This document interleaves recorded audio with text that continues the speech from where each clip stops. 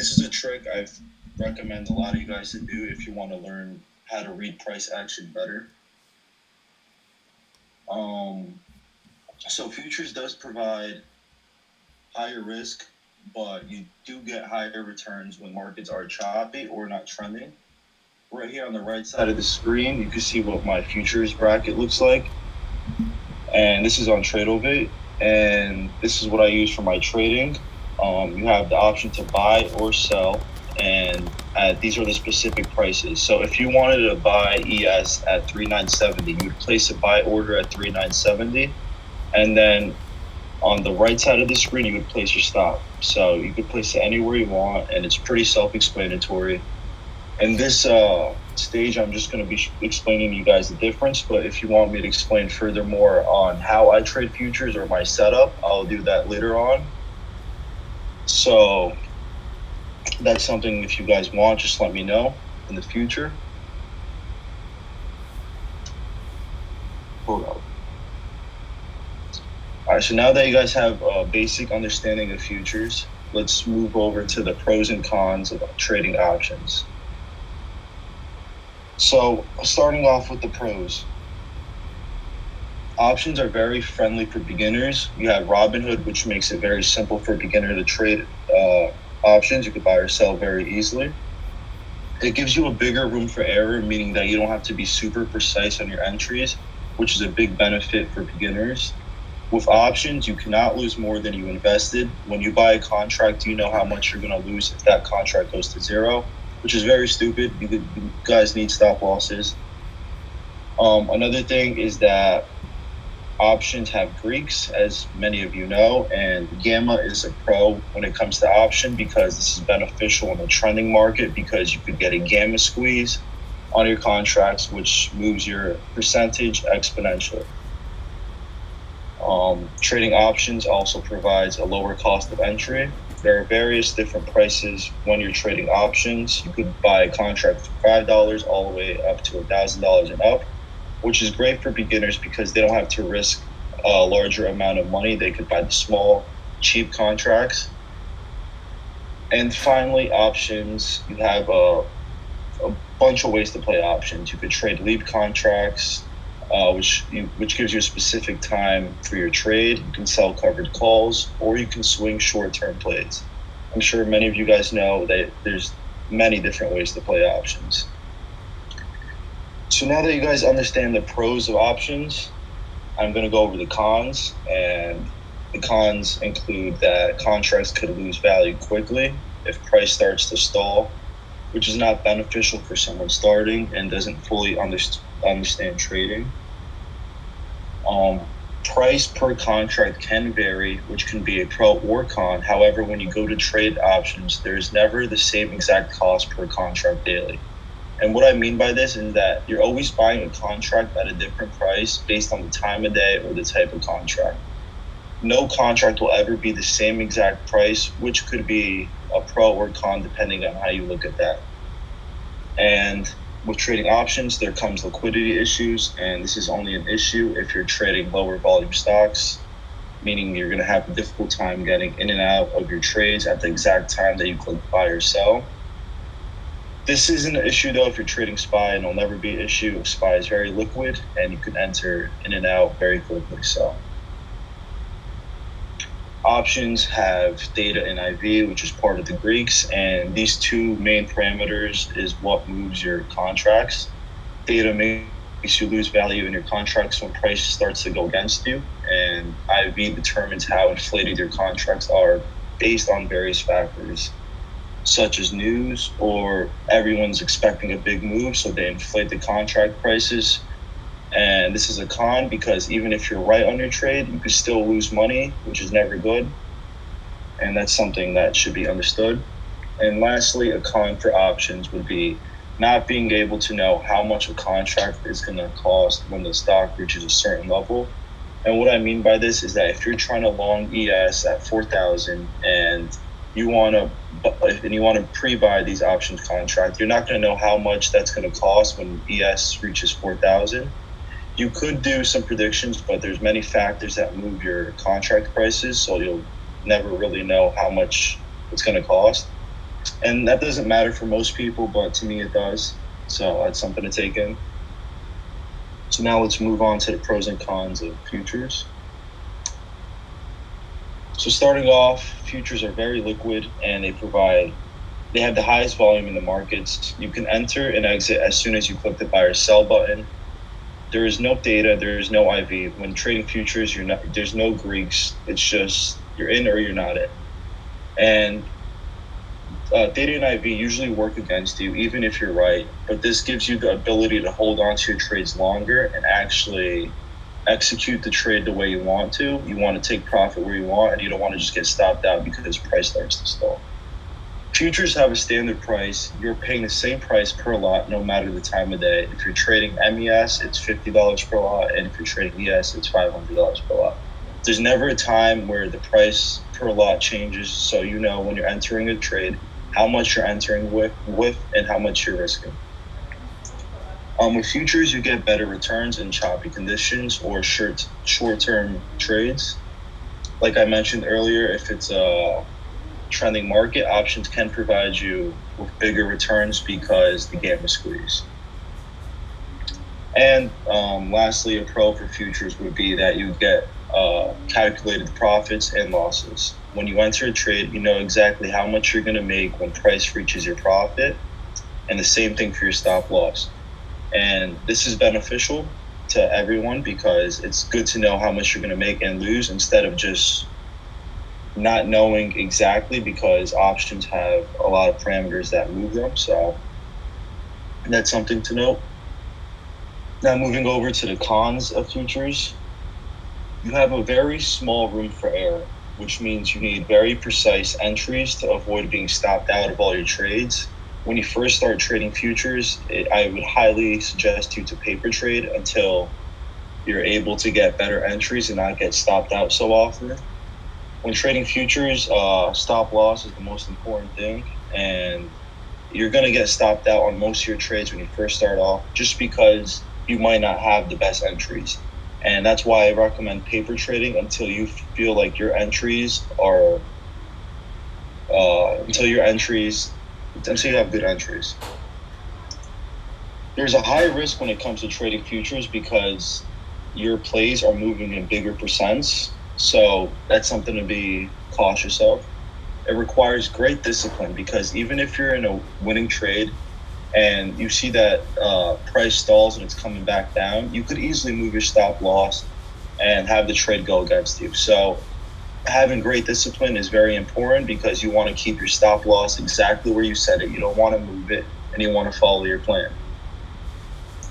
A great feature that TradeOvate has is the ability to set a max loss on the day. So let's say you lose 500 on the day. It's not going to give you an option to trade anymore, and once that loss is reached. And I highly suggest everyone to have this based on your risk tolerance or how big your account is, because a lot of traders lack discipline and tend to overtrade. And this truly helps you stop overtrading because you have no other option to not trade when you reach a max loss on the day. And lastly, the biggest con with futures is the ability to lose more than you invested. When you enter a futures trade, you can lose an infinite amount of money if you're trading without a stop loss. What I mean by this is if you're trading with one lot of ES, that's $500, and price goes against you, and then you're about to hit 100% loss. That's 10 points. The loss could keep on going until you exit that trade. It doesn't like on options, once it reaches 100%, that's it. It's done. For futures, it keeps on going until you get out of that trade. And that's why I highly suggest to have a stop loss for trading futures, because if you don't, you're going to get fucked, and you're going to end up owing your broker money, and no one wants to do that. So, and this is why when you guys see me trading futures, I keep a very tight stop. And that's because I don't want this to happen to me. I've been trading futures for almost a year and a half, and I've never ended up owing my broker money because I've always had a stop loss. Okay, so now let's go over future margins. This is what tends to scare a lot of people. It's really not scary. With futures, you're required to keep a certain balance on your brokerage account. And this varies per broker. Some brokers require up to $16,000 per contract, while some are as low as $500, like TraderVate. And that's basically it. If you want to trade on TraderVate, that's where I recommend everyone to start. I personally don't have any experience with any other brokers, so I am a little biased towards them. But the minimum account balance I would recommend starting futures with is at least $2,000. If you don't have $2,000, I would paper trade to learn how futures work more, and then once you feel comfortable, throw $2,000 in your account and then start trading. But like I mentioned before, you should be paper trading before you take the leap into futures trading. Now let's move forward onto options. So this is specifically going to be for SPY, this next segment. So when trading options, you have SPY and SPX. SPX is a higher leverage SPY, which moves 10 times faster than SPY. On the right side, you have the sell order when trading options, and this is how you have the ability to sell based on the price of the contract, not the price of the asset. So what I mean by this is, when you go to sell your options contract, you're selling it based on the price of a contract. You're not selling it based on what price ES is sitting at. And I think that's a con, because even if your contract is down a certain percentage and price never reaches your stop loss level, you're out of the contract because your contract lost, let's say, 30%, if that makes sense. So yeah, on options, your stop loss is either based on a level, like I just mentioned, or it's based on a percentage, whether that's 20%, 30%, or 10%. And that's based on the type of trader that you are. But that's something to keep in mind when trading options and when trading futures, and where the biggest difference is on placing your stop loss. For futures, we have MES and ES. So how futures move? MES is what I trade at the minis. It's $50 per lot. So if you want to trade 10 lots, that's $500. Each point that ES is moving, you're making $5 or 10%. And then ES is the same thing. $500 per lot. 1 point is $50 or 10%. And this is how you guys see why I'm getting a lot bigger percent returns on my trades than options, because I'm getting paid 10% per point that ES moves. So if ES moves 10 points, I'm making 100% on that trade. And that's why I like futures more than options. And obviously this depends on the type of trader that you are. Futures could be terrible for you, or they could be better for you. And it just depends on your type of trading. So on the right side here, you see my bracket settings. And this shows you that my stop loss is 12 ticks. As you can see right here, 12 ticks. So 12 ticks is also known as 3 points when trading futures. 4 ticks is equivalent to 1 point on ES. So if you wanted a 5-point stop, you would set your stop loss to 20 ticks. And another option you have is auto break even. I don't know if options has this. I don't think they do.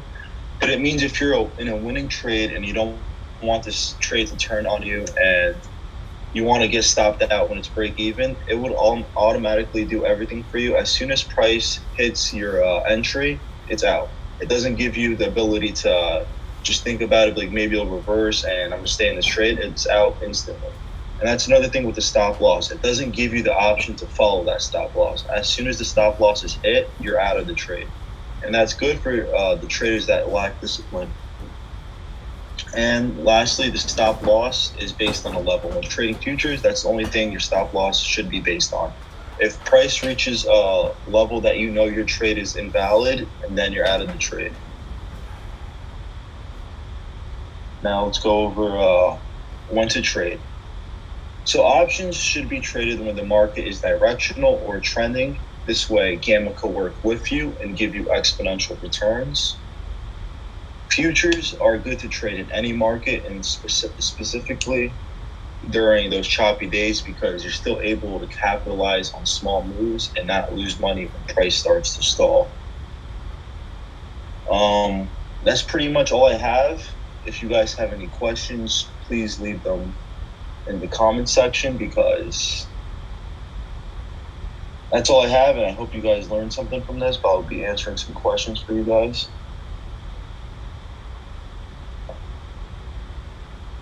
If I missed anything, or if there's anything else you guys want to know. Like I said, though, I will be doing a stage, if you guys want, on my full future setup, how I enter trades, how I exit trades, like my whole TradeOvate setup. So my setups, it varies because I'm trading VSA, so I don't know if many of you know what it is, but I like to look for low test demand bars, and I usually enter on those trigger bars. It's a little complicated to explain. If you want, I could also do a stage on that. What broker do I trade on? I trade on TradeOvate. That's TradeOvate. It's the most beginner-friendly broker, and it's what I recommend just because it has the low margin requirements, and it also has paper trading. What do I think about funded future accounts? I think it's a great idea. I think a lot of people could benefit from that if you have the skill. It's also a good way to paper trade, because when you're trading a funded account, you have to paper trade to get funded. So if you want to paper trade, you can also do that. But I don't recommend going for funded future accounts until you have a base down, until you have a strategy and you see consistency in your trading. How much do I recommend first time funding a TradeOvate account? I would recommend at least $2,000, and I would set the max loss on the day at $200, $300. Can you explain how points move comparing ES and MES? All right, so going back to this slide right here. They both move the same. So if you're trading MES, you're going to be making $50 per point. So if ES is at 4,000 and it goes to 4,001, you're up 10% or $5 if you're with a MES contract, micro ES. But if you have one ES contract, you're up $50 or 10%, if that makes sense. So essentially, what question was that? Yeah, so the points move exactly the same. You can look at ES as SPY and ES as SPX. They're moving the same exact way. It's just with micro ES, you're using a lower cost of entry, and with ES, you're using a higher cost of entry. No matter which one you're trading, you're still making 10% per point on ES as ES moves. When in a winning position, let's say for MES, do you recommend moving your stop up, or do you scale out your contracts, or both? I always scale my contracts on pops. Let's say I'm up 40% on a trade. I'll scale 1/3 of my position just to protect myself. And if my trade is if I ever see a trade going my way, but I'm a little hesitant on it, I'll always put my stop at break even. But this varies depending on the type of trader you are. Some people have more balls than others, and some people have no balls. So that depends on you. I can't really say what your stop loss should be or how you should get out of your trades, but I tend to use the break-even feature consistently, and I also have very tight stops. A lot of people don't have tight stops, so that's something else. A tick is not defined. No, a tick is a tick is every 0.25 on ES. So how do I explain that? It's 4150 and then 4150.25. That's one tick. Can you share the name of the indicator, please? Thank you. Many times showing the chart bubbles. I'm not sure what indicator you're talking about. I don't really have any indicators on my charts. So essentially, every 10 cents SPY moves is a tick. Yes, I don't look at SPY. I look at ES, so I'm not sure how that would translate into SPY. Topic is futures, correct? And topic. The point, yes, I trade ES, not SPY. ES is different than SPX. It's different than SPY. It's the futures market, and that's what I trade. And that's why my price and levels sometimes tend to be different than people's in the chat, just because I am trading off of ES.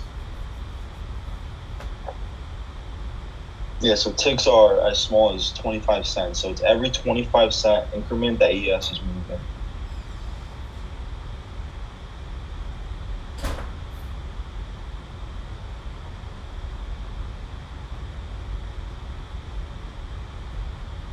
Right now I can't log into it just because I don't know how to block out the information I have. And like I said, I will be doing another stage on that. I'll explain to you guys how I enter and exit trades. Maybe I'll do a paper trading session just to show you guys me in entering and exiting trades, just so you have a better understanding of it. But right now, I'm not doing that. Right now, this stage is essentially to explain the differences between options and futures and give you guys a better insight.